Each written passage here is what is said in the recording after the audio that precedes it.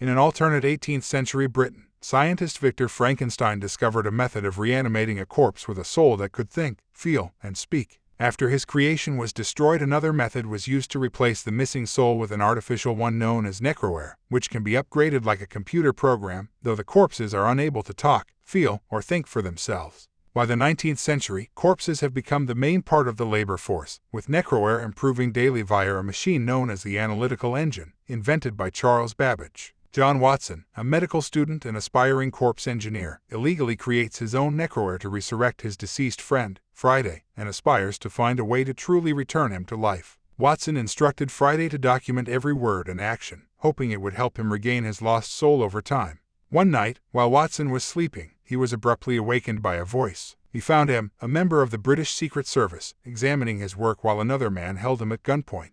M praised Watson's achievements but warned him that his actions were illegal and would lead to imprisonment.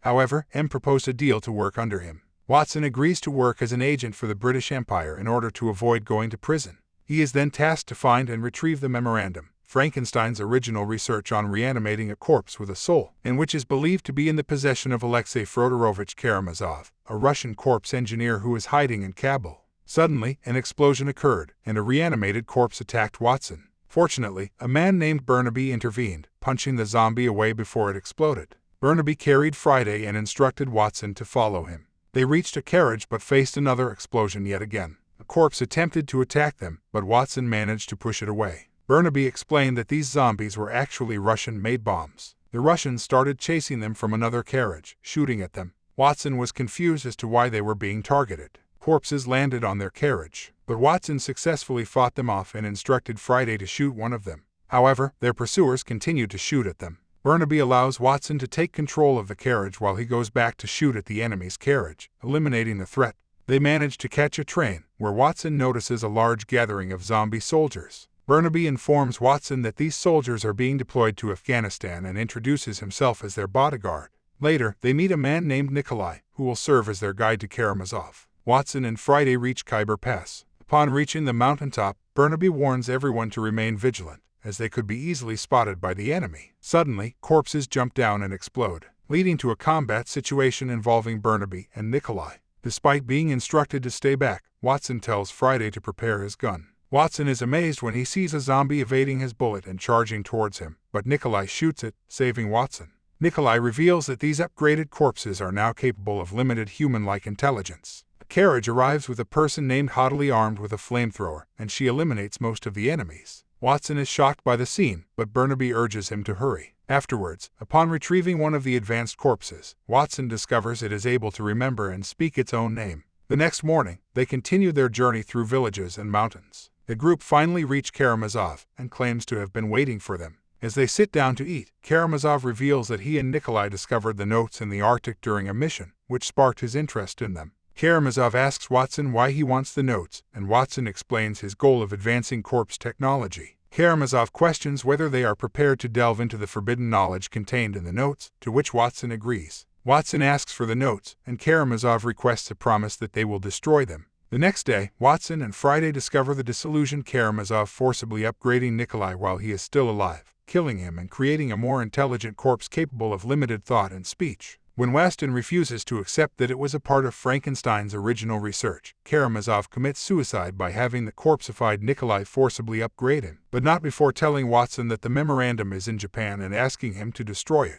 The three of them leave the place, and Watson asks about Burnaby's report to M, and Burnaby decides to inform M that they will continue pursuing the notes. In Tokyo, Japan, Weston meets Yamezawa Seigo of the Imperial Japanese Army, who reveals the memorandum is being held by the Asato Chemical Company. As they make their way to it, they come across a room resembling a laboratory for corpses, and Watson suggests the possibility of using corpses as carriers for diseases, potentially creating biological weapons. Burnaby triggers a trap, and they have to fight two samurai warriors. Yamezawa and Burnaby engage in combat with the samurais, while Watson hurries to find the memorandum to destroy it. However, upon reaching it, he suddenly hesitates and chooses to analyze the notes, setting off a trap that sets fire to the building and causing all corpses nearby, including Friday, to lash out and Friday to try to speak. Following an explosion, and before losing consciousness, Watson witnesses a mysterious man taking the memorandum. who reveals himself as Frankenstein's original creation, known as the One, still alive after 100 years and just as intelligent as a human. Watson awakens aboard the US Richmond heading for America, where he is treated by Hadley. He asks her if she is also after the notes. Hadley confirms and says that she drugged Friday, who is now chained up due to his uncontrollable behavior. While Yamezawa has returned to Japan, he grows increasingly concerned about Friday. Meanwhile, Burnaby asks by Grant to help him defeat the One, who he believes is lashing out at humanity as vengeance for creating him. However, Watson spends the voyage trying to help Friday, who has become aggressive and hostile and has been chained up as a result. Upon reaching San Francisco, the One uses the memorandum to send out a signal that causes corpses to attack humans, including the corpse crew of the US Richmond. During their escape, Hadley reveals that she is an artificial life form that can control corpses using sound waves and desires a soul of her own. She gives Watson 2 injections, explaining that they will calm Friday down if he becomes violent. Grant attempts to attack them for trying to escape, but Hadley commands the zombies to attack their boss instead. As they escape in a car, Grant is killed by an exploding corpse, and Hadley guides Watson and Friday to a sewer entrance that will take them to her safe house before she and Burnaby briefly part ways. Inside the path, Watson apologizes to Friday and expresses his desire to see him again. However, Friday becomes aggressive and attacks him once more, and Watson tries to reason with him. However, Friday manages to steal Watson's weapon and starts shooting. Despite getting hit on the shoulder, Watson tries to call out Friday's soul. He holds on to Friday but gets shot in the leg and asks why Friday abandoned him. Tearfully, Watson is surprised when Friday suddenly pokes his nose with a pen. He realizes that Friday is slowly regaining his soul, but he can't control his body. Friday pushes Watson down and attempts to strangle him, even raising the gun to shoot Watson in the head. However, Friday starts hesitating and sheds tears. Watson confirms that there is still some humanity left on Friday. Friday points the gun at his own head, but Watson manages to stop him by injecting the calming drug. Finally, at Hadley's safe house, Watson manages to finish fixing Friday, making him immune to the memorandum's signal. Meanwhile, the One is captured by M, who plans to turn all humans into corpses, thus ending every war. He is taken to the Tower of London where his mind is analyzed by Charles Babbage and Frankenstein's preserved brain, which creates a stronger signal that causes more corpses to attack humans. Burnaby and Hadley arrive and reveal that M has taken the One in the notes. Using a submarine, the US Nautilus, Watson, Hadley, Friday, and Burnaby smash through the Traitor's Gate, and Burnaby distracts the corpse guards while the others make their way to M. They reach M, who expresses gratitude for Watson's work and summons an army of zombies to kill him. Watson takes cover from the bullets while trying to convince M of his mistake, but to no avail. Watson manages to distract M, allowing Hadley to kick him away. Watson and Friday approach the machine while Hadley uses her powers to immobilize the One. Friday connects to the machine and successfully blocks the signal, preventing the zombies from attacking the city any further. However, M regains consciousness and attempts to shoot Friday. Hadley bravely stepped in front of the bullet, and Watson managed to shoot M in retaliation. This gives the One an opportunity to break free and kill M. The One approaches Friday, and despite their efforts, they are unable to stop him. Shortly after, the One reveals that he is attempting to create the bride that Frankenstein promised him and combine all the corpses' primitive minds into a true human mind.